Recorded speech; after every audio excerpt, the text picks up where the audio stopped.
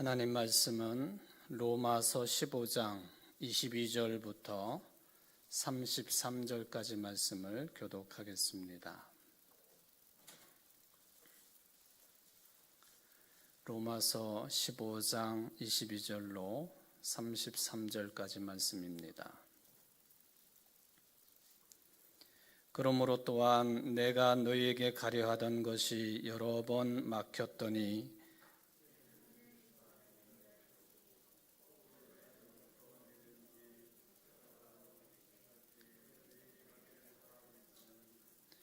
이는 지나가는 길에 너희를 보고 먼저 너희와 사귐으로 얼마간 기쁨을 가진 후에 너희가 그리로 보내주기를 바람이라.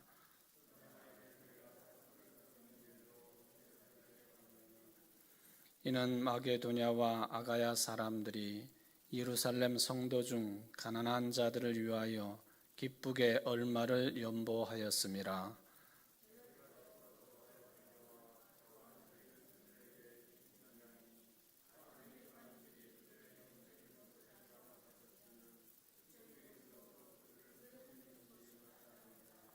그러므로 내가 이 일을 마치고 이 열매를 그들에게 확증한 후에 너희에게 들렀다가 서바나로 가리라.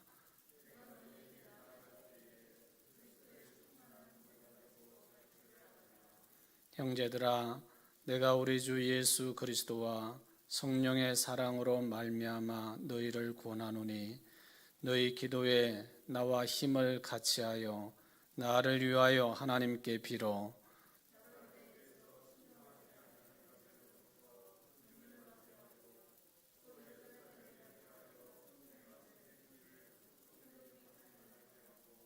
나로 하나님의 뜻을 따라 기쁨으로 너희에게 나아가 너희와 함께 편히 쉬게 하라.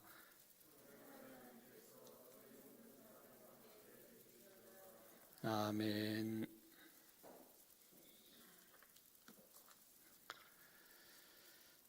지난 시간에 바울 사도가 예수님의 명령, 지상 최후의 명령에 따라서 땅끝까지 이르러 증인이 되라고 하는 그 말씀을 바울이 직접 들은 것은 아니겠지만 그 내용이 예수님이 이제 부활 승천하시기 전에 주신 말씀이라, 또 성령께서 가르치신 말씀이라고 하는 이 소식을 바울도 알게 되었고, 그 당시에 그 땅끝이라고 한다면 지금의 서바나 스페인이 되었기 때문에 스페인까지 가서 복음을 전하려고 하는 그런 그 원대한 꿈을 가지고 있었습니다.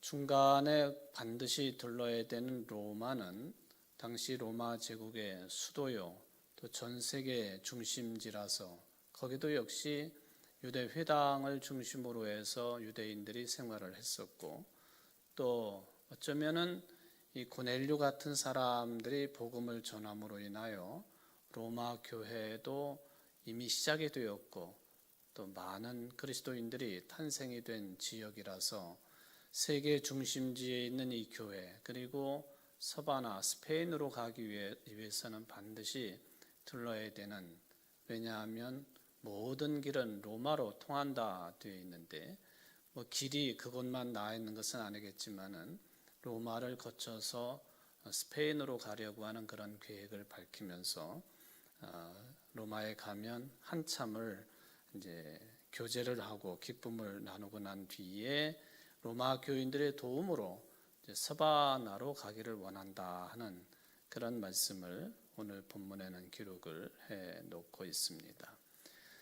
그런데 이제 지금 바울이 예루살렘에 가려고 하는 목적을 그런 원대한 복음 전도에 두기도 했지만은 현실적으로 보면은 지금 예루살렘을 가야만 되는데 예루살렘에는 왜 가느냐라고 할 때 지난 시간에 말씀드린 것처럼 갈라디아서 2장 10절 내용에 있는 것처럼 그 불우한 이웃들을 오래전부터 돕는 것도 계획이 된 일이기 때문에 예루살렘 지역 교회를 중심으로 어려움을 당하고 있는 성도들을 마케도니아 또 아가야 지방의 성도들이 모은 연보를 전해주려고 예루살렘 방문을 계획하고 있다 하는 것을 말씀을 해주고 있습니다.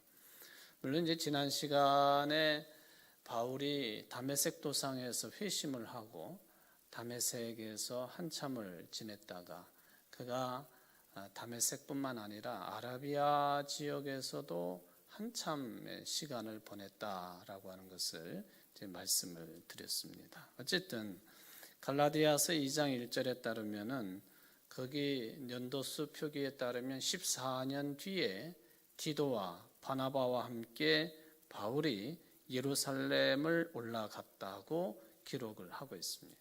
그러니까 디도와 그리고 바나바 이 세 사람이 예루살렘을 올라가게 되었다. 여러분들 사도행전 15장을 읽어보면은 우리가 제목을 예루살렘 회의라고 하는 제목을 볼 수가 있습니다. 예루살렘 회의라고 간단하게 표기가 되어 있지만 실제적으로 보면 2000년의 교회 역사 가운데서 가장 처음으로 공적인 문제를 가지고 교회 회의가 열렸던 때 그리고 그 장소 그게 이제 바울이 14년 만에 예루살렘을 디도와 바나바와 함께 갔던 그때였고 그리고 중요한 문제는 이방 사람들에게 복음을 전한 그거에 대한 설명과 그리고 예루살렘의 교회의 지도자들과 교인들의 어떤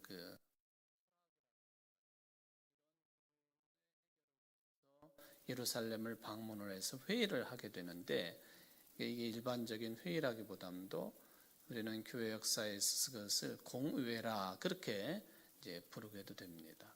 예루살렘 공의회를 이루기 위해서 바울이 예루살렘을 방문을 합니다. 자, 바울을 맞이하는 예루살렘 교회 지도자들과 그리스도인들 거의 대부분이 아니 전부 다가 유대인이라고 해도 틀리지 않을 것입니다. 유대인 중심의 교회죠. 예루살렘 첫 교회는. 그리고 그 다음에 스데반 집사의 순교로 인해서 그리스도인들이 핍박을 당할 때에 흩어지게 되는데 안디옥, 수리아의 안디옥 지역으로 대거 이주를 하게 되고 거기에서 교회가 형성이 되어서 이방 지역에 처음으로 탄생된 교회가 수리아 안디옥 지방의 안디옥 교회였다. 이거는 이제 성경이 잘 기록해 놓고 있는 사실이라고 볼 수가 있겠습니다. 이 안디옥 지역으로 탄생된 이 교회는 물론 유대 그리스도인들이 피난을 가가지고 형성된 교회이지만 지역 자체가 이방인 지역이란 말이죠. 그러니까 이방 사람들도 회심을 하고 개종을 해서 들어와가지고 교인이 되고 그리스도인들이 되었다. 이 두 교회가 상당히 많이 비교가 됩니다. 예루살렘 교회는 유대인 중심의 교회고 그리고 시간이 흐를수록 안디옥 교회는 이방인 중심의 교회가 되었다는 것이죠. 바로 이 이방인 중심의 안디옥 교회의 두 지도자, 큰 기둥과 같은 두 지도자가 있으니 두 사람이 바로 바나바와 바울이었습니다. 예루살렘 교회는 다른 지도자들이 우뚝우뚝 서 있었고 바나바와 바울이 안디옥 교회, 이방 지역 최초로 세워진 이 교회의 지도자들이었다. 이 안디옥 교회가 다른 지역, 지금으로 말하면 해외 지역의 선교를 위해서 두 사람을 파송하지 않습니까? 그래서 제1차 전도여행을 안디옥 교회 후원으로 두 사람이 출발을 하지요. 그때 동행을 했던 사람이 마가의 다락방 그 집주인의 아들 마가가 함께 동행을 했고 그 처음 배를 타고 기착을 한 섬이 구브로 섬, 키프로스, 사이프러스 여러 이름으로 불리고 있습니다만은 우리 개역 성경에는 구브로 섬이라 그렇게 되어 있죠.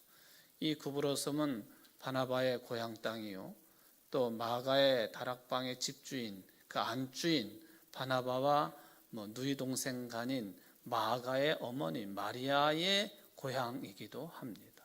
제가 여러 차례 말씀을 드렸지만은 이 마가의 다락방의 주인들은 자기네 집 전체를 오순절 다락방으로 내놓은 사람들이에요. 이 오순절 다락방 성령의 강림으로 성도들이 120명 정도 되는 성도들이 성령 충만해 가지고 방언도 하고 또 그 뒤로부터는 복음을 열심히 전도하는 핵심적인 장소가 되었으니 예루살렘 교회 그러면은 바로 이 마가의 다락방 그것이 교회 역할을 했다. 그런 이야기가 되겠습니다. 여기는 유대인 중심의 교회입니다. 바나바의 집안도 유대인 출신 아닙니까? 레위 집안으로 알려져 있기 때문에 바나바 누이 동생 다 레위 지파 후손들 유대인 중심입니다. 그 대신에 수리아의 안디옥은 이방 지역에 세워진 이방인 중심의 교회가 될 수밖에 없었습니다. 여기 이방인들을 상대로 복음을 전하는 사명을 받은 바울, 이것은 예수님께서 다메섹 도상에서 부활하신 음성으로 바울에게 주신 사명이에요. 이방 사람들에게 복음을 전하는 일, 바울이 받은 사명입니다. 이것을 벗어날 수가 없어요. 이런 입장을 가지고 있을 뿐만 아니라 더군다나 사도 바울은 예수 믿는 사람들을 핍박했던 장본인입니다. 그 일의 가장 핵심적인 역할을 감당했어요. 모질게도 핍박을 한 장본인이에요. 그러니 바울이 아무리 회심을 하고 또 변화가 된 인물이라고 해도 예루살렘 교회의 지도자들과 성도들이 볼 때에 의심쩍은 사람이에요. 정말 이 사람이 회심한 게 맞냐? 거짓으로 회심했다고 해놓고는 우리 가운데 들어와서 우리를 또 파헤치고 감옥으로 집어넣고 심지어는 순교당하게 만들고 교회를 회파하려고 간첩처럼 침투하는 것이 아니냐 하는 의심을 이 예루살렘 교회는 할 수밖에 없었습니다. 성경에는 자세하게 기록되어 있지 않지만은 이 예루살렘 교회 성도 지도자들과 바나바와 그리고 바울 사이에는 상당한 갈등이 있었을 것입니다. 이 사람들 얘기를 들어야 되는지 받아들여야 되는지 이런 것 등등이죠. 그래도 고맙게도 바나바가 바울에 대해서 좋은 말로 예루살렘 교인들에게 잘 안내를 하고 설명을 했기 때문에 바울의 이야기를 들은 것으로 보여집니다. 바나바가 그런 역할을 할 수 있었다 하는 것은 제가 좀 전에 말씀을 드렸잖아요. 그 지파 자체가 유대 지파 후손이고 그리고 예루살렘 교회 자체가 바로 이 바나바 집안을 통해서 탄생한 교회고 더군다나 바나바는 어떤 인물이었습니까? 구브로에 있는 자기의 고향 땅을 아마 거의 몽땅 다 팔아가지고 그 큰 돈을 예루살렘 교회의 사도들 발 앞에 갖다 바쳤습니다. 바쳐가지고 가난한 사람들도 구제를 하고 교회가 이루어지는 일에도 그것이 사용이 되어지고 그랬죠. 이 바나바의 헌신을 본따서 우리들도 한번 그렇게 해보자 했다가 낭패를 당하고 죽어버린 부부가 있죠. 아나니와 삽비라. 그들도 바나바처럼 땅판 값을 이렇게 갖다가 바치려고 했지만 다 갖다 바친 게 아니고 일부를 뒤에 감춰두었다가 반만 갖다가 바쳤던지 해가지고는 그게 들통이 나서 즉사를 해버린 그런 역사도 성경이 기록을 해놓고 있지 않습니까? 이게 다 바나바의 헌신과 바나바의 믿음 그것과 관련되어 있는 그런 내용들이에요. 바로 이런 바나바가 좋은 말로 바울이 어떻게 변화가 되었는지 회심을 했는지 예루살렘 교회에다가 소개를 하니까 갈등도 많았고 의심도 많았고 그랬겠지만은 바울을 일단 대화의 상대로는 삼게 되었다 하는 것이죠. 욕하는 사람들도 많았겠고요. 그리고 가까이 가지 않았던 유대 그리스도인들도 많았을 것입니다. 거의 대부분이 그랬을지도 몰라요. 이와 관련된 그런 흔적으로 우리가 지난 시간에도 갈라디아서 2장 말씀을 언급을 했습니다만은 여러분들 그 갈라디아서 2장을 다시 한번 펴보시면요, 그게 뭐 일반적인 어떤 어투로 기록이 되어 있는 성경이라고도 볼 수가 있겠지만은 아주 유심히 살펴보면은 여기에는 바울의 속에 일종의 가시 같은 뭐가 있었다 하는 그런 흔적을 찾을 수가 있어요. 그게 이제 게바와 관련된 그런 내용이 되겠습니다. 여러분들 그 갈라디아서 2장 11절 이하의 내용이에요. 제가 읽어볼 테니까 한번 천천히 눈으로 읽어보시기 바랍니다. 2장 11절. 게바가 안디옥에 이르렀을 때에 책망받을 일이 있기로 내가 그를 대면하여 책망하였노라. 야고보에게서 온 어떤 이들이 이르기 전에 게바가 이방인과 함께 먹다가 그들이 오매 그가 할례자들을 두려워하여 떠나 물러가매 남은 유대인들도 그와 같이 외식함으로 바나바도 그들의 외식에 유혹되었느니라. 그러므로 나는 그들의 복음의 진리를 따라 바르게 행하지 아니함을 보고 모든 자 앞에서 게바에게 이르되 네가 유대인으로서 이방인을 따르고 유대인답게 살지 아니하면서 어찌하여 억지로 이방인을 유대인답게 살게 하려 하였노라. 우리는 본래 유대인이요 이방 죄인이 아니로되 사람이 의롭게 되는 것은 율법의 행위로 말미암음이 아니요 오직 예수 그리스도를 믿음으로 말미암은 줄 알므로 우리도 그리스도 예수를 믿나니 이는 우리가 율법의 행위로서가 아니고 그리스도를 믿음으로써 의롭다함을 얻으려 함이라. 율법의 행위로서는 의롭다함을 얻을 육체가 없느니라.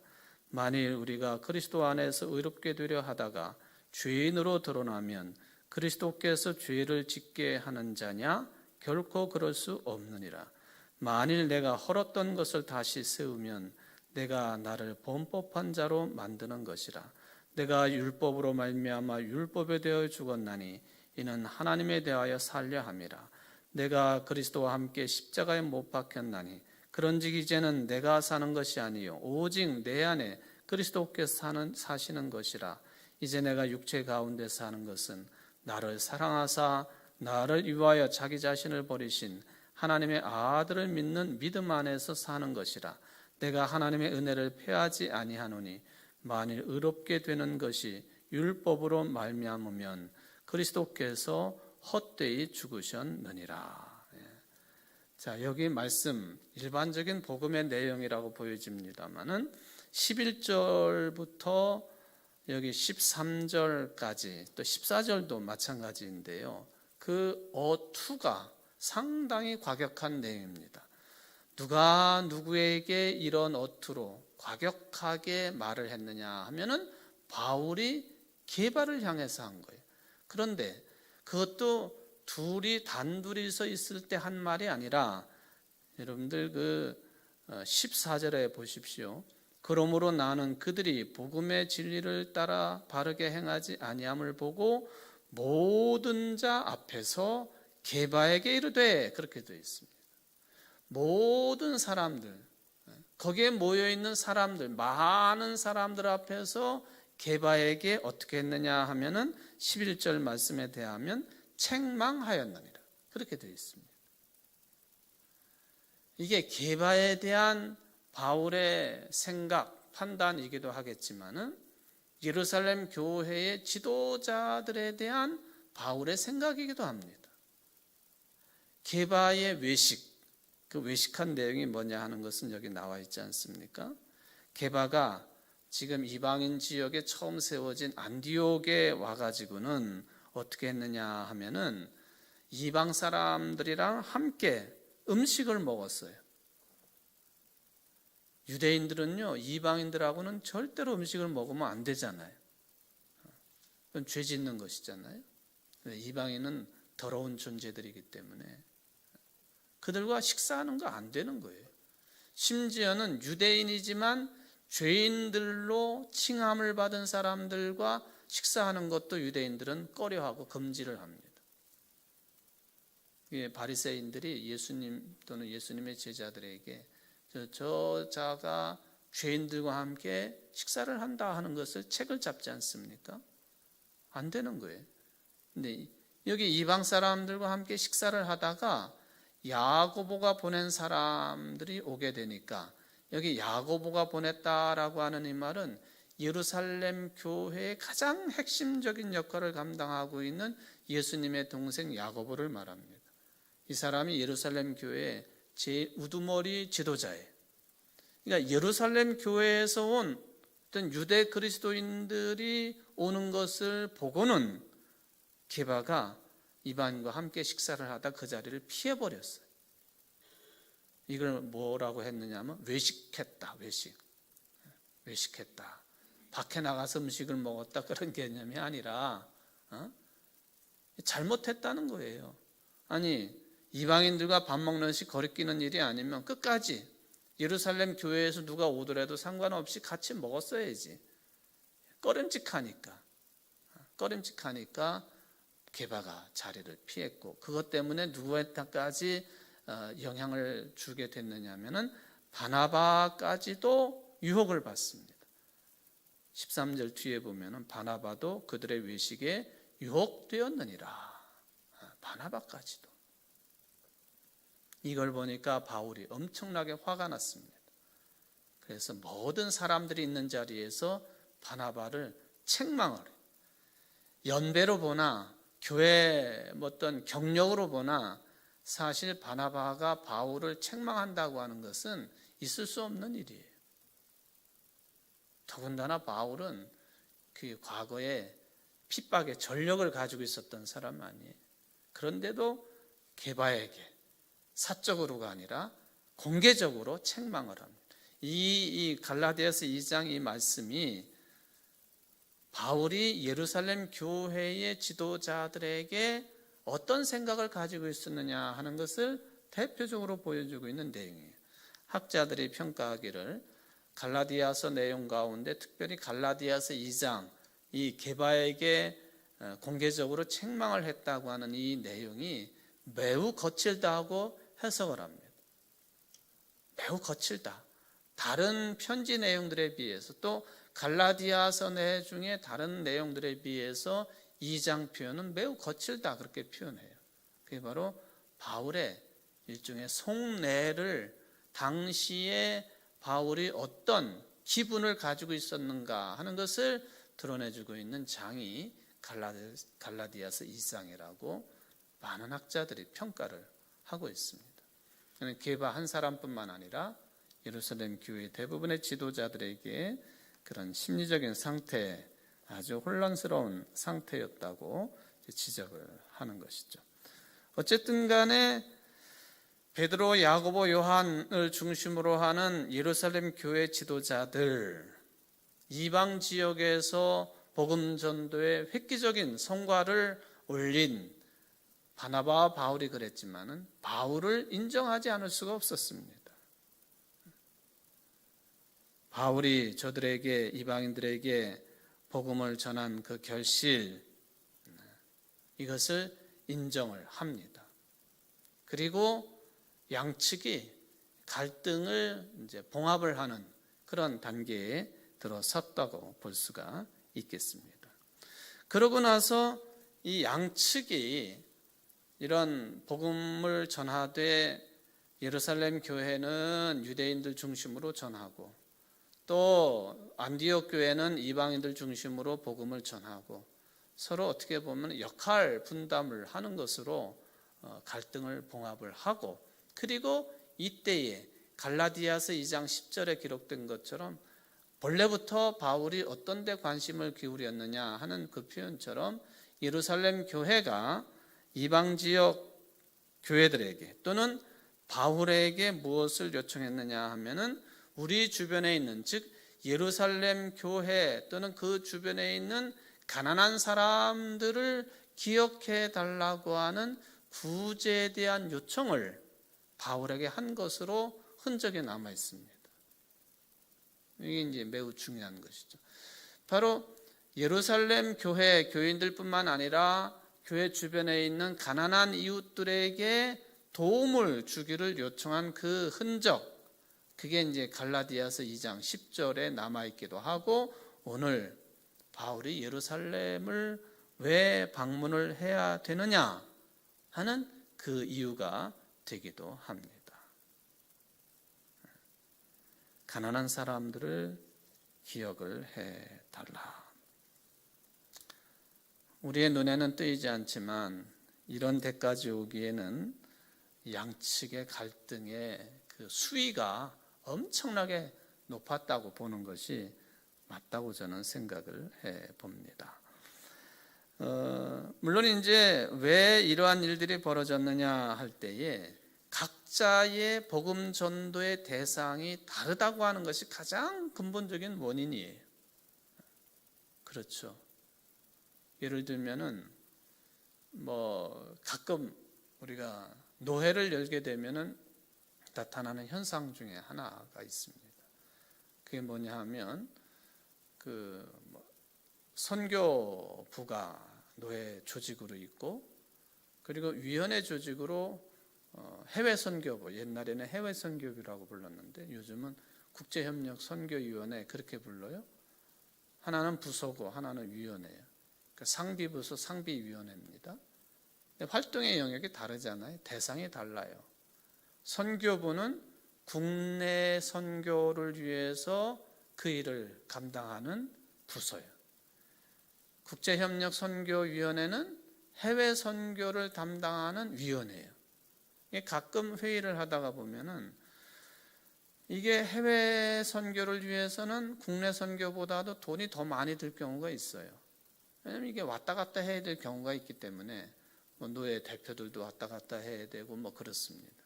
그러니까 그냥 생각 없이 보면은 아니 왜 여기 선교부보다도 해외 선교위원회 쪽이 예산이 더 많이 배정되느냐, 이거 가지고 갈등의 요인이 되기도 해요. 아주 심각하게 토론을 하기도 하고, 그러다가 이제 타협을 보기도 하고 일방적으로 끝나기도 하고 그럽니다. 선교의 대상이 다른 거예요. 이거 가지고 갈등을 일으킬 이유가 없는 건데, 왜? 선교의 대상이 다르니까. 바로 예루살렘 교회하고 안디옥 교회 또는 이방 지역의 교회들하고 큰 근본적인 차이는 선교의 대상이 다르다는 거예요. 선교의 대상이. 이거를 인식하지 아니하면은 큰일이 벌어지게 되어 있는 것이죠. 유대인들로 구성되었던 예루살렘 교회 지도자들, 당연히 유대인들 우선적으로 복음을 전해야 되는 것이죠. 대신에 바울은 이방인들을 주요 선교 대상으로 삼을 수밖에 없었습니다. 이것은 어쩔 수가 없는 것이죠. 이거를 부정할 수가 없습니다. 이게 근본적인 갈등의 요인이 된다라고 하는 것을 우리가 볼 수가 있습니다.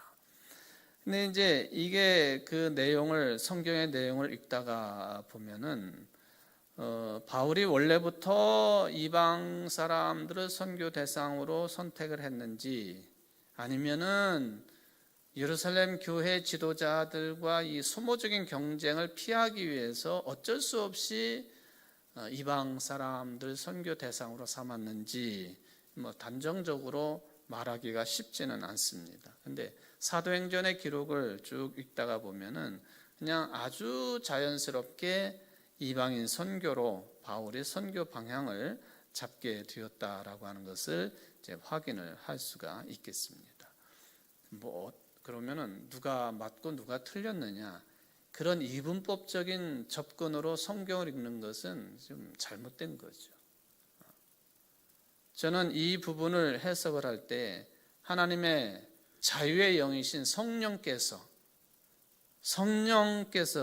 하나님의 영이 자유롭게 움직일 수 있도록, 활동하실 수 있도록 우리가 마음문을 열고 또 교회의 문을 열게 된다고 한다면 하나님의 일의 역사는 아주 각양각색으로 벌어지게 되어 있다는 거예요. 어느 한쪽만을 위해서 그건 아니라는 것이죠. 국내 선교면 국내 선교도, 해외 선교면 해외 선교도, 유대인 중심이면 그것대로, 이방인 중심이면 그것대로 하나님의 성령께서 하시는 일이다. 이걸 우리가 받아들여야 된다는 거예요. 교회가 어떤 선교 정책을 세우는 데 있어서도요, 차이가 있을 수 있거든요. 이것을 인정하는 것이 매우 중요하다라고 하는 이야기가 되겠습니다.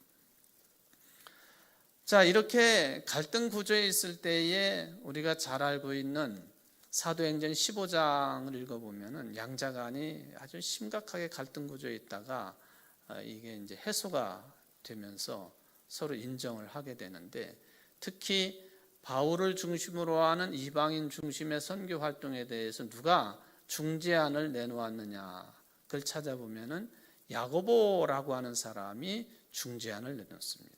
여러분들 로마서 15장을 한번 찾아보십시오.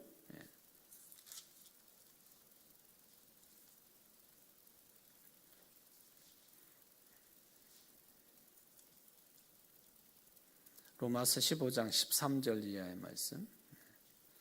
여기 15장의 제목이 예루살렘 회의로 되어 있죠. 자, 예루살렘 회의에서 바울이 자기 자신 하는 일에 대해서 설명을 하죠. 일종의 선교 보고라고 보시면 됩니다. 그거에 대해서 13절 말을 마침에, 즉 바울이 보고하는 것을 끝내니까 야고보가 대답했습니다. 형제들아, 내 말을 들어라. 하나님이 처음으로 이방인 중에 자기 이름을 위할 백성을 취하시려고 그들을 돌보신 것을 시므온이 말하였으니 선지자들의 말씀이 이와 일치하도다. 기록된 바 이후에 내가 돌아와서 다윗의 무너진 장막을 다시 지으며 또 그 허물어진 것을 다시 지어 일으키리니 이는 그 남은 사람들과 내 이름으로 일컬음을 받는 모든 이방인들로 주를 찾게 하려 함이라 하셨으니, 즉 예로부터 이것을 알게 하시는 주의 말씀이라 함과 같으니라. 그러므로 내 의견에는 그러니까 예루살렘의 지도자들 중에서도 이런 혼란한 상황을 정리하는 데 있어서 내 의견으로는 이렇게 말할 수 있는 야고보의 그 위상이 예루살렘 교회에서 얼마나 높았는가 하는 것을 보여줍니다. 좀 시끄럽게 굴지 말아라.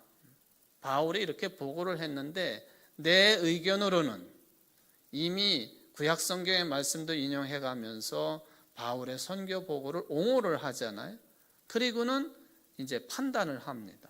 그러므로 내 의견에는 이방인 중에서 하나님께로 돌아오는 자들을 괴롭게 하지 말고, 첫 번째 내용입니다.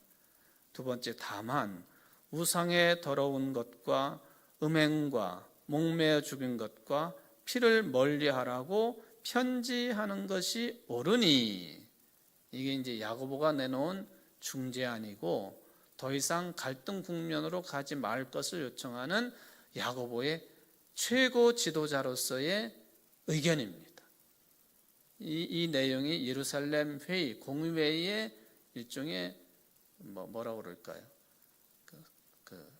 서로 서약 사인을 하고 만들어낸 어떤 합의문 같은 거예요. 합의문. 이방인들을 더 이상 괴롭히지 말아라. 그리고 우상의 더러운 것과 음행과 목매어 죽인 것과 피를 멀리하라고 편지하는 것이 좋겠다. 이렇게 야고보가 이 안을 내놓음으로 인하여서 바울은 인정을 받고, 그리고 더욱더 이방인 중심의 복음 선교에 매진을 하게 되는 그런 이제 근거가 되었다라고 볼 수가 있겠습니다. 자, 이때에 바울이 어려운 이웃을 좀 돌보아 달라고 하는 그런 요청을 받았다고 한다면, 오늘 여기에 이제 로마서 15장의 내용이 그 일환이라고 보시면 되겠고요. 그런데 이미 한참 전에 예루살렘 회의를 통해서 거명이 되었던 이 가난한 성도들을 돌본다라고 할 때 이 가난한 성도들은 누구냐 하는 그런 질문이 들 수가 있습니다. 한 예로 그 예루살렘에 살고 있는 사람들 중에 아주 극빈민층, 너무나도 가난하게 먹을 것 없이 살아가는 사람들이 교인이 돼가지고 들어온 경우도 있을 수 있겠습니까? 있습니다. 아니면은 그냥 먹고 살다가 예루살렘 지역에 흉년이 들어서 팔레스틴 지방에 흉년이 들어가지고 갑작스럽게 형편이 어려워진 사람, 여기도 이제 포함이 될 수가 있겠습니다. 또 하나 아주 특이한 현상입니다만, 예수를 믿음으로 인해서 경제활동의 핍박의 대상이 된 사람들, 예수 믿고 난 다음부터 사회활동에 제약을 받은 사람들, 경제활동에 제약을 받은 사람들, 대충 이런 세 종류의 가난한 성도의 부류를 나누어서 이야기할 수가 있겠습니다. 원래부터가 가난했던 사람들, 흉년 같은 이런 자연재해 때문에 갑작스럽게 먹거리가 없어진 사람들, 그냥 예수 믿지 않고 유대인으로 살다가 예수 믿다가 보니까 사회적으로 경제적으로 제약의 대상이 돼가지고는 먹을 것이 없어진 사람들, 이런 사람들이 가난한 그런 성도라고 볼 수가 있겠습니다. 요즘으로 말하면은 원래부터 가난한 사람들 이야기할 수가 있겠죠. 또 무슨 자연재해 때문에 가뭄이 들어가지고는 할 수 없어가지고 가난한 사람이 된 사람들, 요즘 말로 말하면 코로나19 때문에 이게 경제활동에 엄청난 위축을 받게 되어서 장사도 안 되고 사업도 안 되고 식당도 안 되고 그런 경우도 여기 이제 가난한 성도 부류에 들어간다고 이제 볼 수가 있겠죠. 예루살렘의 지도자들이 이들에 대한 도움의 손길을 요청할 정도라고 한다면 이 가난의 정도가 매우 심각했다고 봐야 됩니다. 그런데 옛날부터 이 부분을 해석을 할 때에 팔레스틴 지방에 가뭄이 들어가지고 예루살렘을 중심으로 하는 가난한 성도들이 많이 출현을 했다라고 일반적으로 해석하기도 하죠.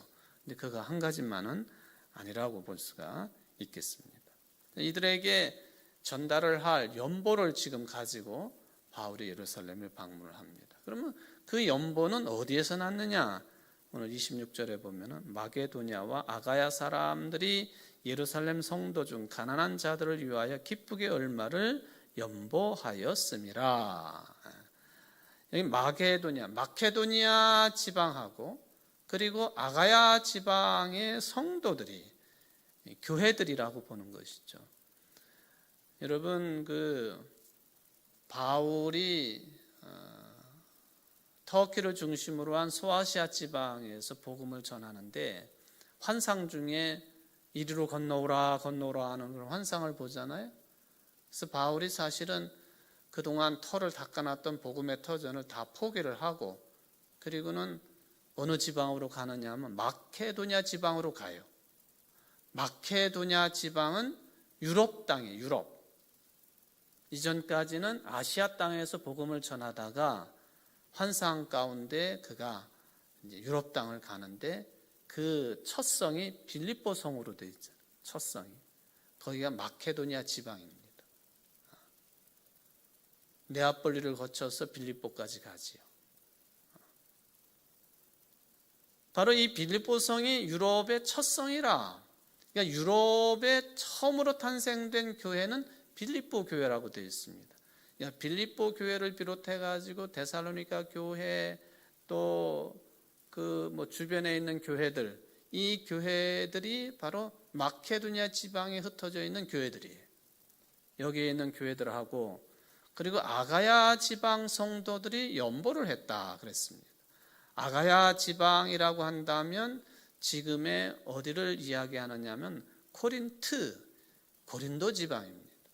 그러니까 이 고린도 항구 도시 고린도는 아가야 지방에 말하자면 가장 핵심적인 도시예요. 주도라고 볼 수도 있고, 그러니까 뭐 우리 충청북도의 청주와 같은 곳, 그게 이제 아가야 지방의 고린도입니다. 그러니까 고린도 교회가 사실은 이 연보를 처음 실시를 했죠. 고린도 교회는 그 어떤 교회보다도 아주 부유한 교회였지 않습니까? 문제는 많았지만은, 수많은 문제들이 있었지만은 이 물질은 넉넉한 교회 중에 하나가 고린도 교회입니다.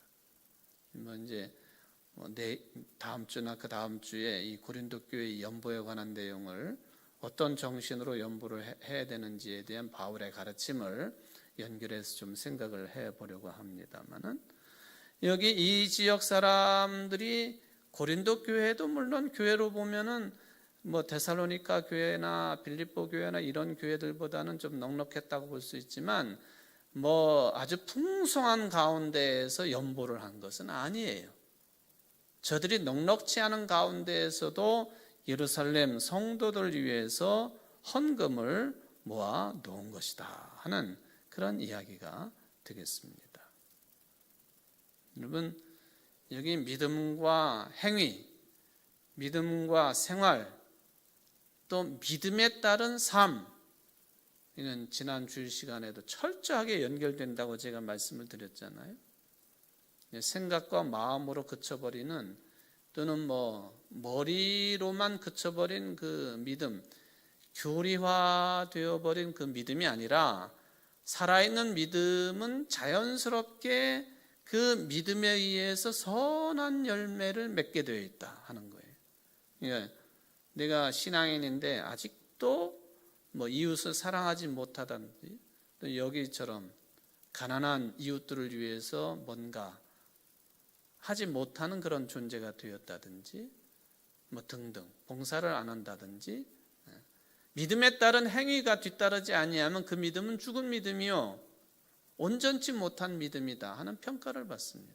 그러니까 이걸 기준으로 보면은 내가 그리스도인인데 이웃사랑 그 안에 다 포함을 시켜버립시다. 헌금도 거기다 포함시킨다면, 이웃을 사랑하지 아니하고 살아간다 하면 나는 믿음의 사람이 아니라는 거예요. 그러니까 이거는 굉장히 뼈아픈 얘기입니다. 뼈아픈 얘기예요. 신앙에 충실했던 사람들의 당연한 행위가 연보로 나타난 거예요. 그것도 우리끼리 뭐 잘 먹고 잘 살기 위한 연보가 아니라, 저 멀리 떨어져 있는 예루살렘의 가난한 성도들을 위한 연보를 하는 거예요. 이게 신앙과 삶, 믿음과 행위. 그러니까 마케도니아 지방의 성도들하고 아가야 지방의 성도들이 이 점에 있어서는 본받을 만했다, 그렇게 평가가 되겠습니다.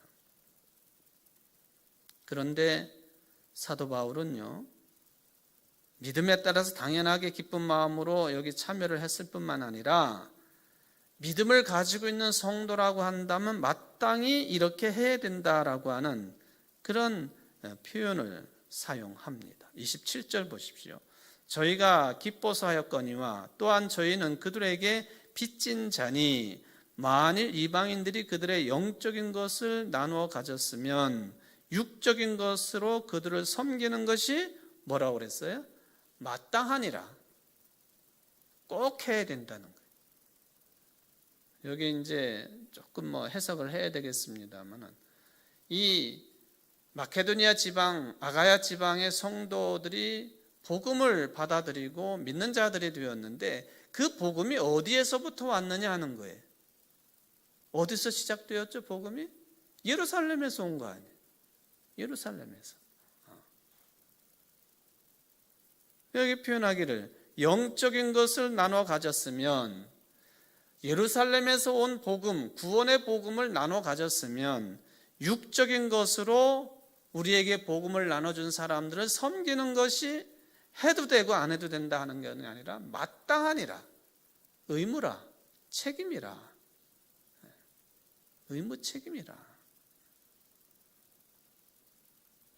27절이 이제 그것을 말씀을 하고 있는 것이죠. 어려움을 처한 교회 돕는 것, 그게 이방 지역에 있든 어디에 있든지 간에 당연한 일이다라고 하는 그런 말씀이 되겠습니다. 저는 시간이 이제 다 됐습니다만은 올해 2021년 아직 우리 당회에 이런 안건을 제시하지도 않았습니다만은 올 1년 동안 좀 신경을 좀 써야 되겠다라고 하는 그 대외적인 선교 활동의 흐름 중에 하나가 뭐가 있느냐면은 여러분들 여기 모충동 모충다리를 넘어가 보면은 우리 같은 교단에 교회가 있죠. 무슨 교회인가요? 남산교회라고 있잖아요. 남산교회. 남산교회는요 1956년도에 탄생을 합니다. 그러니까 제가 태어나기 1년 전에 남산교회가 탄생을 해요. 거기 남산교회 연혁을 보면 어떻게 되어 있느냐면 1956년 한국기독교장로회 청주제일교회의 모충동 구역을 중심으로 청주 신덕구 모충동 335-22번지에서 천막교회로 시작했다. 청주제일교회, 우리 교회의 모충구역을 떼어내가지고 남산교회가 시작됐다는 얘기예요. 무슨 의미인지 아시죠? 그때 청주제일교회 엄경술 협력목사, 엄경술 목사님이라고 계시잖아요. 협력 목사님이셨어요.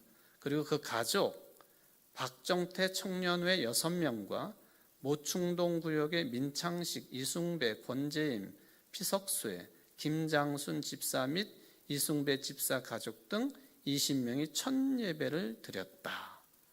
그리고는 1973년도에 옛날에 지금은 거기 아파트 단지가 지금 들어섰잖아요. 그 한가운데 모충동 370번지로 이사를 했다. 교회 명칭은 청주제일교회 구현직 목사가 지어준 남산교회로 했으며 지금까지 그대로 사용하고 있다. 교회 조직은 청주제일교회 지교회였으며 초대 목회는 엄견술 목사가 하였다. 언제까지? 1974년 6월 23일 이전까지. 이게 남산교회 연역이에요. 근데 남산교회를 포함해가지고 그 지역이 다 지금 아파트 단지가 LH 주공 아파트 단지가 지금 거의 다 들어서서 올 연말에 입주 예정인데 당연히 교회도 없어져야 되잖아요. 그런데 그 교회가 기도하고 애를 써가지고는 다른 교회는 하나도 못 들어오는데 남산교회만 원래 있던 교회였기 때문에 거기다 150평 정도 땅을 받았어요.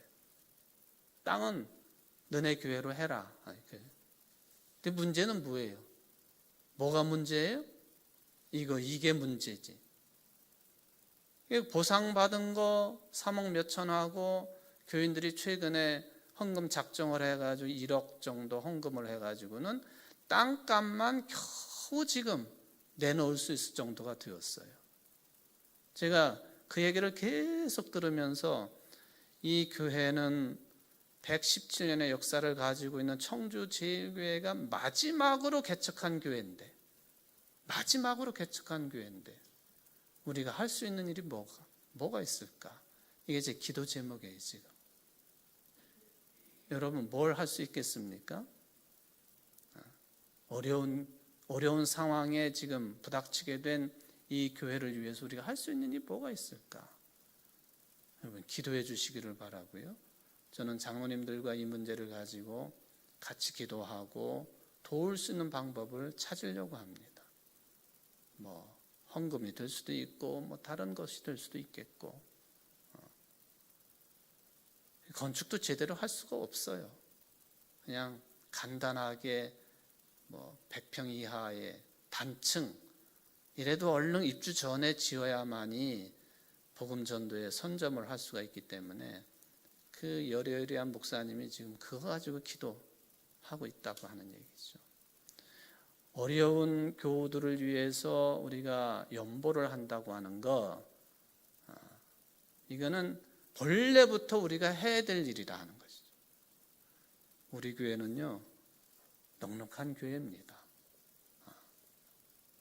기도하는 교회이고, 이제 오늘 수요예배 시간이지만은 이런 내용과 관련이 있기 때문에 아주 구체적인 내용을 말씀을 드렸는데 여러분들 유의를 위해서도 기도해 주시기를 부탁을 드리고, 자, 바울이 이렇게 가난한 성도들을 돕기 위한 마케도니아 아가야 지방의 성도들의 헌금 연보를 모아가지고 예루살렘을 방문한다.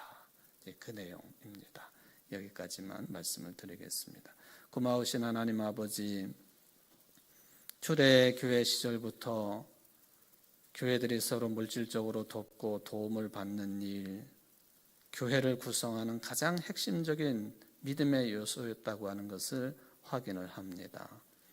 만약에 오늘날의 우리 교회들이 이런 믿음의 전통을 무시한다면 우리의 뿌리를 부정하는 것이 아니고 무엇이겠습니까?